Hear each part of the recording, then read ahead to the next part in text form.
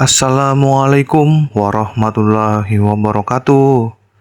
Salam sejahtera untuk seluruh sahabat satu Nusantara dimanapun Anda berada.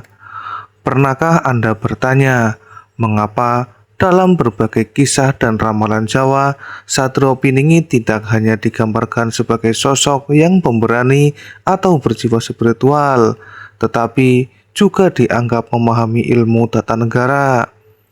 Mengapa banyak orang percaya bahwa jika sosok tersebut benar-benar hadir, ia mampu membangun pemerintahan yang adil, kuat, dan berpihak kepada rakyat?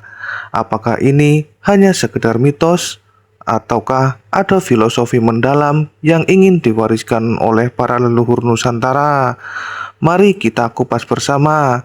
Simak video ini sampai selesai agar tidak kehilangan benang merah dari pembahasan yang sangat menarik ini. Sahabat satu Nusantara, dalam budaya Jawa, Satrio Piningit merupakan sosok yang sering dikaitkan dengan harapan akan datangnya pemimpin yang mampu membawa perubahan besar bagi negeri ini. Namun, perlu dipahami, kisah mengenai Satrio Piningit berasal dari tradisi, cerita rakyat, dan berbagai penafsiran terhadap naskah kuno. Karena itu, pemandangan mengenai sosok ini bisa berbeda-beda. Jika kita memperhatikan berbagai cerita tersebut, ada satu hal yang hampir selalu muncul, yaitu kemampuan memimpin negara. Mengapa demikian? Karena menurut falsafah Jawa, seorang pemimpin sejati tidak cukup hanya berani atau memiliki kekuatan. Ia harus memahami tata negara. Lalu, apa sebenarnya tata negara?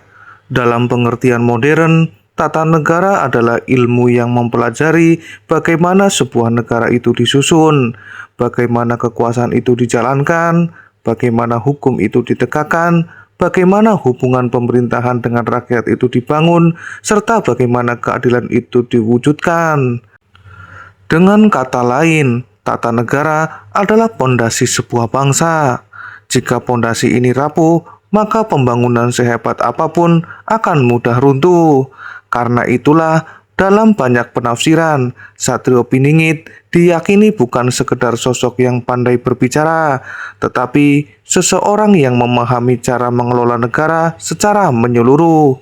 Sahabat satu Nusantara, mengapa kemampuan ini dianggap sangat penting? Karena sejarah menunjukkan bahwa banyak kerajaan besar runtuh bukan semata-mata karena musuh dari luar, melainkan karena lemahnya tata kelola pemerintahan, korupsi, perebutan kekuasaan, ketidakadilan, dan hukum yang tajam ke bawah namun tumpul ke atas. Semua itu menjadi penyebab melemahnya sebuah negara. Maka, dalam filosofi Jawa, pemimpin ideal adalah mereka yang mampu menata kembali sistem yang telah rusak, bukan sekedar menggonta-ganti orang-orang di dalamnya. Inilah yang sering dihubungkan dengan konsep Memayu Hayuning Buwono, yaitu memperindah dan memperbaiki kehidupan di dunia agar kembali harmonis.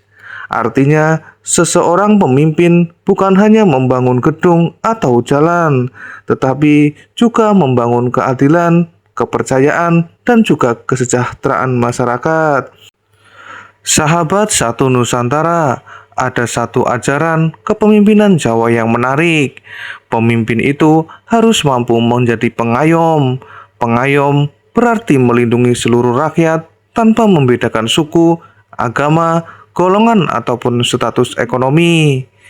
Dalam tata negara modern, prinsip ini sejalan dengan asas persamaan di hadapan hukum.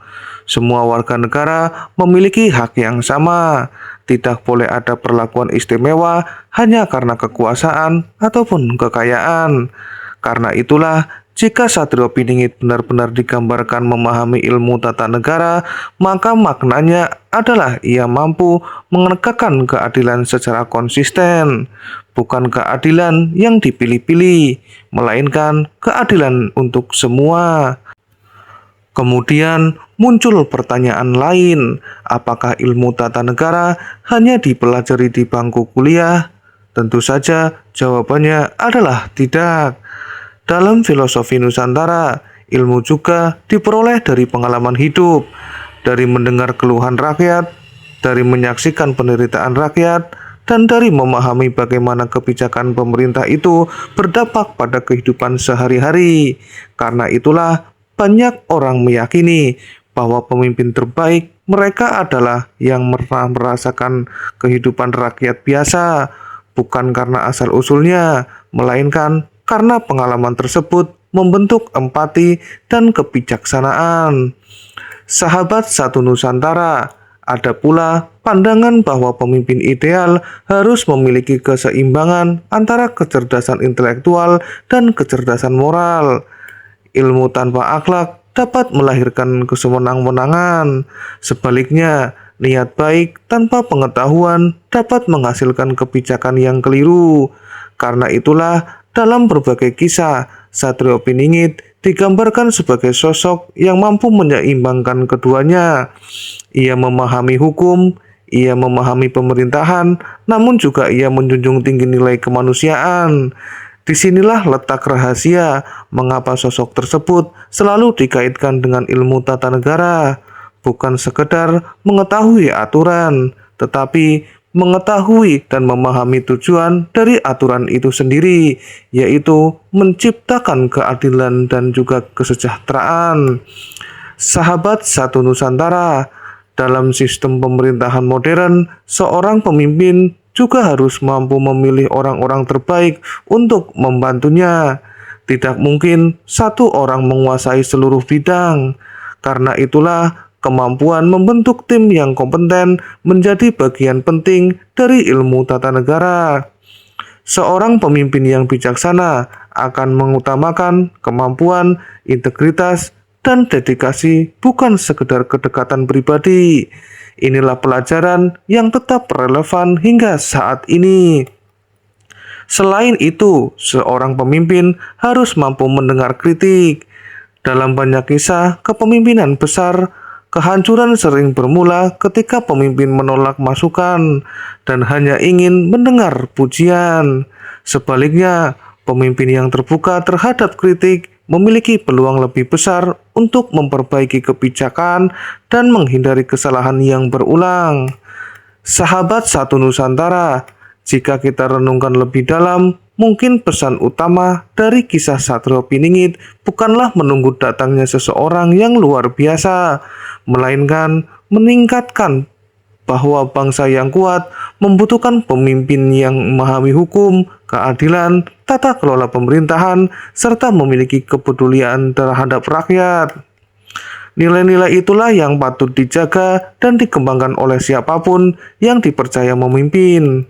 Terlepas dari benar atau tidaknya berbagai penafsiran tentang Satrio Piningit, pelajaran mengenai pentingnya tata negara tetap memiliki makna yang relevan bagi kehidupan bangsa saat ini. Bagaimana menurut pendapat sahabat satu Nusantara? Apakah menurut Anda seorang pemimpin harus memiliki pemahaman mendalam tentang ilmu tata negara sebelum memimpin sebuah bangsa? Silakan tulis pendapat Anda di kolom komentar. Mari kita berdiskusi dengan santun dan saling menghormati satu sama lain. Jangan lupa tekan tombol like jika video ini bermanfaat. Bagikan kepada teman-teman Anda dan subscribe channel Satu Nusantara agar tidak ketinggalan pembahasan menarik lainnya tentang sejarah, budaya, filosofi Nusantara, dan tokoh-tokoh yang menjadi bagian dari tradisi masyarakat.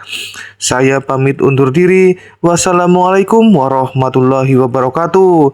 Sampai jumpa di video berikutnya.